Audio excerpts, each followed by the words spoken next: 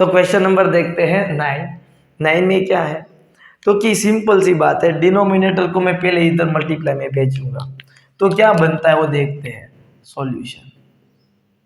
तो कि log 9 minus 2 raise to x base 2 is equal to x minus 3।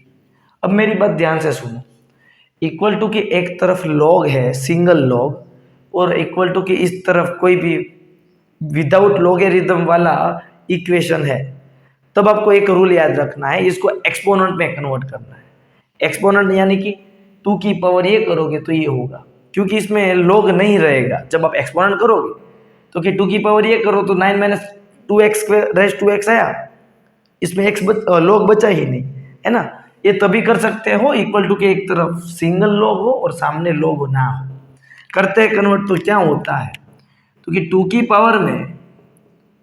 Power में x minus 3 करोगे तो आपको मिलेगा 9 माइनस 2 रेज टू एक्स।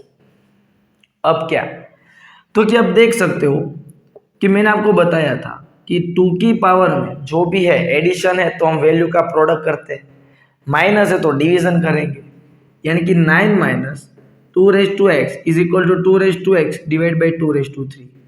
क्या मैंने सही लिखा है?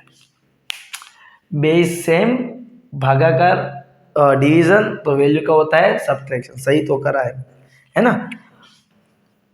अब मैं इसको t मान लेता हूं, क्या मान लेता हूं t, तो ये क्या बना 9 minus t is equal to t by 2 raise to 3 यानी कि 8। अब ये 8 मल्टीप्लाई में आएगा तो 9 8 जा 72, क्या होता है 72 minus 8t is equal to t। अब ये 8t इधर जाएगा तो होगा 9t is equal to 72, cut होगा तो 8 जा, यानी कि t की वैल्यू मिली 2। क्या हमारा आंसर है? बिल्कुल नहीं, हमें 2 रेज टू एक्स को t माना था, t 8 मिला, जो 2 की पावर है 3, तो x कंपेयर करोगे तो 3 मिलेगा, और 3 भी क्या वापस इक्वेशन में पुट कर सकते हैं? नहीं कर सकते। अगर आपने x इक्वल टू 3 इधर पुट करा तो डिनोमिनेटर क्या हो जाता है? 0। अगर डिनोमिनेटर 0 होता है तो ये आंसर हो जाएगा रिजेक्ट, है ना, ये भी पॉसिबल नहीं है, तो आंसर आएगा नो सॉल्यूशन। इसका कोई सॉल्यूशन नहीं है। क्यों नहीं है? 3 एक ऐसी वैल्यू मिली थी जो सेटिस्फाई हो रही है, लेकिन 3 पुट ही नहीं कर सकते, डिनोमिनेटर हो जाएगा 0, इसीलिए। क्लियर हुआ बच्चों?